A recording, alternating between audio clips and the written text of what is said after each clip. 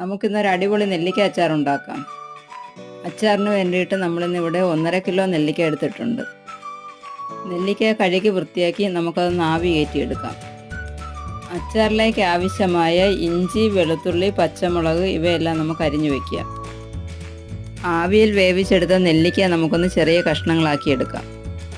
ഇനി ചെറിയൊരു ഉരുളി അടുപ്പിൽ വെച്ച് ചൂടാകുമ്പോൾ നമുക്ക് വെളിച്ചെണ്ണ ഒഴിച്ചു കൊടുക്കാം.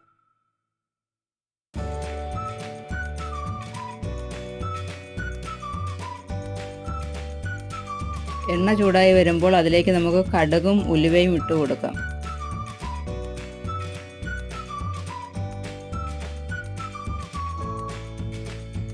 കടുകും ഉലുവയും പൊട്ടി വരുമ്പോഴത്തേക്കും നമ്മൾ അതിലേക്ക് അരിഞ്ഞു വെച്ചിരിക്കുന്ന ഇഞ്ചി, വെളുത്തുള്ളി, പച്ചമുളക് ഇവയെല്ലാം ഇട്ട് കൊടുത്ത് നന്നായി ഒന്ന് മൂപ്പിച്ചെടുക്കാം.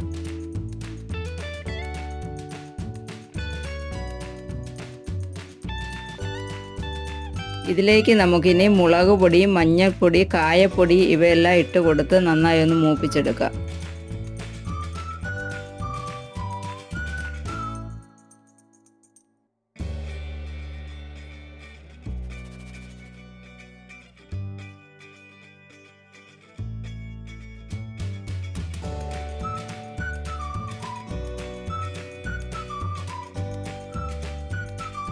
ഇതെല്ലാം നന്നായി മൂത്ത് വരുമ്പോൾ നമുക്കതിലേക്ക് ആവശ്യത്തിനുള്ള വിനാഗിരി കൂടി ഒഴിച്ചു കൊടുക്കാം.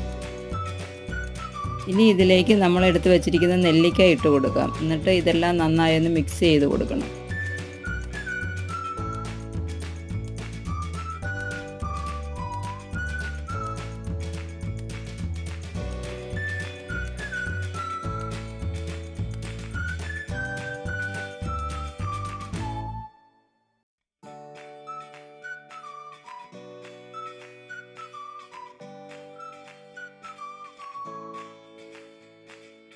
ചെറു തീയിൽ ഒരു 5 മിനിറ്റ് കൂടി ഇതൊന്ന് വേവിക്കാം. അങ്ങനെ നമ്മുടെ നെല്ലിക്ക അച്ചാർ റെഡി ആയിട്ടുണ്ട്. എല്ലാവരും ഇതൊന്ന് ട്രൈ ചെയ്ത് നോക്കുക.